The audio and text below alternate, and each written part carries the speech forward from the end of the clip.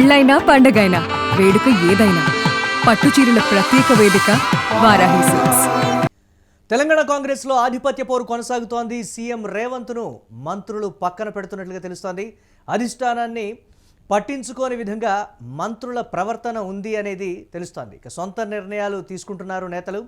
పటాన్ చెరు కాంగ్రెస్లో గందరగోళం నెలకొంది. ఎమ్మెల్యే అభ్యర్థిని మంత్రి దామోదర్ రాజనరసింహ ప్రకటించారు. పటాన్ చెరు అభ్యర్థి కాట శ్రీనివాస్ గౌడ్ అంటూ కూడా దామోదర్ రాజనరసింహ ప్రకటించడం సంచలనం రేపుతోంది. మార్కెట్ కమిటీ చైర్మన్ ప్రమాణ స్వీకారంలో ఈ ఘటన చోటు చేసుకుంది. ఎమ్మెల్యే సీటు ముందుగానే ఎలా ప్రకటిస్తాడు అంటూ కూడా నీలం మధు అనుచరులు ఆగ్రహం వ్యక్తం చేస్తున్నారు. దామోదర్ వెళ్ళిపోయాక సమావేశానికి మంత్రి గడ్డం వివేక్ వచ్చారు. మంత్రుల తీరుతో సభ నుండి వెళ్ళిపోయారు కాంగ్రెస్ కార్యకర్తలు. దీనిపై మరిన్ని అప్డేట్స్ మా కరెస్పాండెంట్ సత్య అందిస్తారు. సత్య, మితిమీరినటువంటి స్వేచ్ఛ ఉన్న కాంగ్రెస్ పార్టీలో మంత్రులు కూడా ఇష్టానుసారం వ్యవహరిస్తున్నారా, లేకపోతే అధిష్టానంతో మేము టచ్లో ఉన్నాం, సో ఎమ్మెల్యే క్యాండిడేట్లను కూడా డిసైడ్ చేసేటువంటి స్థాయిలో మేము ఉన్నామనేటువంటి మాట? అంటే జీవన్ రెడ్డి చెప్పినట్లుగా పీసీసీ అనేది మొత్తం కూడా రేవంత్ రెడ్డి చేతుల్లో నడుస్తోంది అని ఆయన చెప్పడం, అలా కాదు మేమే నడిపిస్తున్నాం అనేటువంటి రీతిలో మంత్రి దామోదర చేసినటువంటి ప్రకటన ఏంటి? ఒక గందరగోళం నెలకొన్నటువంటి పరిస్థితి ఉంది కాంగ్రెస్ పార్టీలో. ఎలా చూడాలంటారు ఈ ప్రకటనని?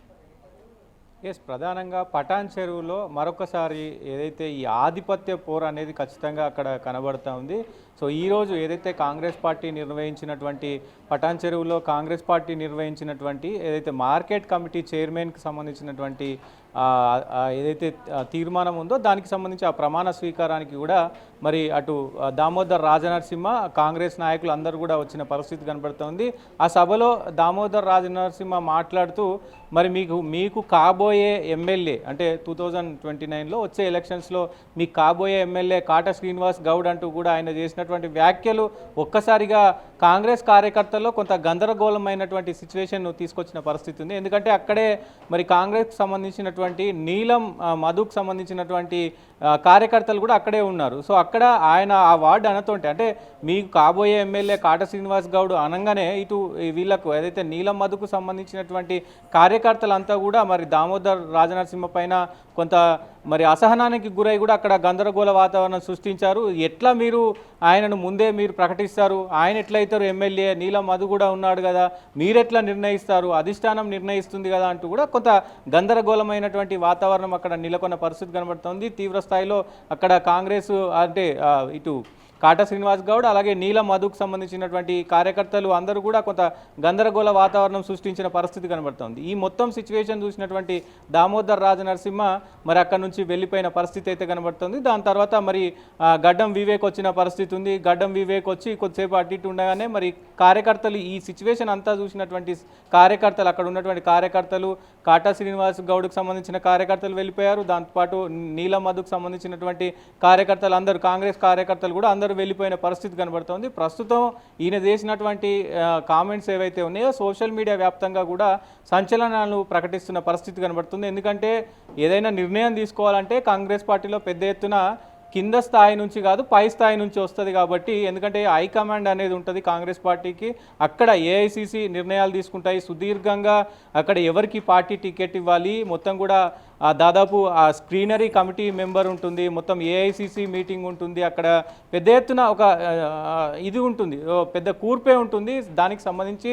ఫస్ట్ ఇక్కడ కొంతమంది పేర్లను సిఫారసు చేస్తారు, ఇక్కడ నుంచి మరి ఏఐసిసికి పంపిస్తారు, అక్కడ కొంతమంది మళ్ళీ దాంట్లో నుంచి కొంతమందిని ఒక ఇద్దరినో ముగ్గురునో ఐదుగురినో తీసే అవకాశం ఉంటుంది. దాని తర్వాత మళ్ళీ లాస్ట్కు ఒక పేరును తీసే అవకాశం ఉంటుంది. సో ఇవన్నీ లేకుండా కూడా కాంగ్రెస్ పార్టీ విధి విధానాలకు మరి విరుద్ధంగా ఆయన చేసినటువంటి ఈ ప్రకటన మొత్తం కూడా ఒక్కసారిగా మరి చర్చనీయాంశంగా మారిన పరిస్థితి అయితే కనబడతా ఉంది. ప్రధానంగా ఆయన సొంత నిర్ణయాలు మరి ఎట్లా తీసుకుంటున్నారు అనేది ఇక్కడ చర్చనీయాంశంగా మారింది. సో అదే జీవన్ రెడ్డి అన్నట్టు కూడా జీవన్ రెడ్డి అధిష్టానం నిజంగా ఇక్కడ కాంగ్రెస్ పార్టీ ప్రస్తుతం తెలంగాణ కాంగ్రెస్ పార్టీకి సంబంధించి అధిష్టానం అసలు చేతులు ఎత్తేసింది, అధిష్టానం నిరుత్సాహయ స్థితిలో ఉన్నది. అంటే ఇక్కడ రేవంత్ రెడ్డికి రాష్ట్ర పీసీసీని సంబంధించి వ్యవహారాలన్నీ చూసుకోమని చెప్పిందా, లేకపోతే మొత్తం రేవంత్ రెడ్డి చేతుల్లోకి తీసుకున్నారనేది ఒక ప్రశ్న అయితే, జీవన్ రెడ్డి చెప్పిన దానికి ఈరోజు దామోదర్ రాజనరసింహం మాట్లాడిన దానికి ఎక్కడ పొంతన లేదంటే రేవంత్ రెడ్డి చేతుల్లో ఏమీ లేదు, మేమే డిసైడింగ్ ఫ్యాక్టర్స్ అనేటువంటి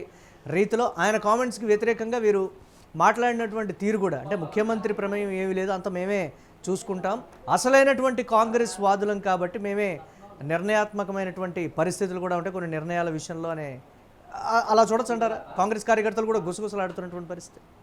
డెఫినెట్గా అంటే ప్రస్తుతం ఆయన చేసినటువంటి కామెంట్స్ మరి ఒక్కసారిగా మరి తెలంగాణ రాష్ట్ర వ్యాప్తంగా కూడా కొంత మరి రాజకీయంగా చర్చ దారికి తీసిన పరిస్థితి కనబడుతూ ఉంది. ఆయన ఏ ఉద్దేశంతో అన్నారు అనేది ఇక్కడ ప్రధానంగా చూడాల్సిన పరిస్థితి అయితే ఉంటుంది. దాంతోపాటుగా ఇప్పుడు ఆయన కామెంట్ చేసిన దానికి ఇటు జీవన్ రెడ్డి విమర్శించిన దానికి మరి జీవన్ రెడ్డి చేసిన దాంట్లోనేమో అటు అధిష్టానం అసలు ఏం చేయలేకపోతుంది, రేవంత్ రెడ్డిని మొత్తం కూడా రేవంత్ రెడ్డికే వదిలేసింది తెలంగాణ, ఎటు తేల్చలేని పరిస్థితిలో మరి కాంగ్రెస్ పార్టీ ఉంది అంటూ కూడా ఆయన మండిపడ్డ పరిస్థితి కనబడుతోంది. సీనియర్ నాయకులను ఎవరిని కూడా పట్టించుకునే పరిస్థితి లేదు, ఖచ్చితంగా రేవంత్ రెడ్డే ఇక్కడ మొత్తం తెలంగాణ కాంగ్రెస్ నడుపుతున్నాడు అనే రీతిలో ఆయన మాట్లాడు. కానీ ఇక్కడ ఈ దామోదర్ రాజనరసింహ చేసినటువంటి కామెంట్స్ కనుక చూస్తే మరి ఆయన నిర్ణయం తీసుకోవడం, మరి అసలు దామోదర్ రాజనరసింహ మరి రేవంత్ రెడ్డి టీంలో పనిచేస్తూ ఉన్నారా లేకపోతే ఆయన సొంతంగా మరి అధిష్టానంతో పనిచేస్తూ ఉన్నారా ఏంటి అనేది కూడా చూడాల్సిన అవసరం ఉంటుంది. ఎందుకంటే చాలా సీనియర్ నేత, అధిష్టానంతో మరి ఈ అధిష్టానంతో అత్యంత సన్నిహితంగా ఉండేటువంటి వ్యక్తి, గతంలో నీలం మధుకి ఎంపీ టికెట్ కూడా ఇప్పించినటువంటి వ్యక్తి, ఇదంతా కూడా మరి పరిగణలోకి తీసుకోవాలి. కాబట్టి ప్రస్తుతం ఆయన చేసిన కామెంట్స్ అయితే కొంత రాజకీయంగా ప్రకంపనలు అయితే సృష్టిస్తున్న పరిస్థితి కనబడతా ఉంది. చూడాలి దీనిపైన ఇటు నీలం మధు కానీ అటు కాటా శ్రీనివాస్ గౌడ్ కానీ ఇప్పటి నుంచే ఎవరికి వారే వారి గ్రౌండ్ ప్రిపేర్ చేసుకుంటున్నారు, వారి వర్గాన్ని ప్రకటించుకుంటున్నారు అనేటువంటి కోణం కూడా ఇక్కడ వెలుగు చూస్తుంది కదా కాంగ్రెస్ పార్టీలో పర్టికులర్గా. ఈ అంశాన్ని ఆ కోణంలో చూడొచ్చు అంటారా మనం? డెఫినెట్గా ఇక్కడ ప్రధానంగా దామోదర్ రాజనరసింహ అంటే ఉమ్మడి మెదక్కు సంబంధించి కావచ్చు, ఇటు సంగారెడ్డి కావచ్చు, అటు పక్కన నియోజకవర్గాలన్నీ కూడా ఉమ్మడి మెదక్లో దాదాపు సగం వరకు కూడా మరి దామోదర్ రాజనరసింహ పర్యవేక్షిస్తుంటారు. ఆయన ఆధిపత్య పోరు అనేది ఖచ్చితంగా అక్కడ ఉంటుంది.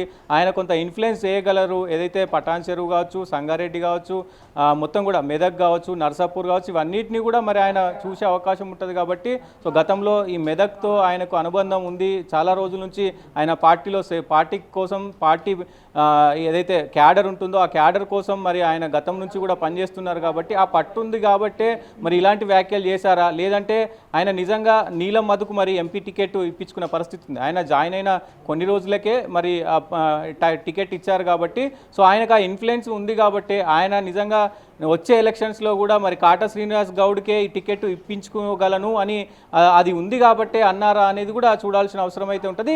ఏదేమైనప్పటికీ ఆధిపత్య పోరు అనేది ఖచ్చితంగా ఇక్కడ నుంచి స్టార్ట్ అయిందని చెప్పుకోవచ్చు. Murali right, thanks for updates Satya. ఇక తెలంగాణ కాంగ్రెస్లో ఆధిపత్య పోరు స్పష్టంగా కనిపిస్తోంది. సీఎం రేవంత్ని మంత్రులు పక్కన పెడుతున్నారు అనేది అయితే ఈ ఘటన ద్వారా క్లియర్ కట్గా అర్థమవుతుంది. అధిష్టానాన్ని మంత్రులు పట్టించుకోని విధంగా వారి ప్రవర్తన ఉంది. ఎవరికి వారే రాబోయే ఎన్నికలకు సంబంధించి కూడా ఇప్పటికే అభ్యర్థుల్ని ప్రకటిస్తున్నారు అనంటే దీనికి సంబంధించి కాంగ్రెస్ పార్టీలో ఒక రకమైనటువంటి చర్చ నడుస్తోంది. నేతలు ఎందుకు సొంత నిర్ణయాలు తీసుకుంటున్నారు అధిష్టానంతో చర్చించకుండా అనేటువంటి మాట. అలాగే పటాన్చెరు కాంగ్రెస్లో ఒకంత గందరగోళం అయితే నెలకొంది.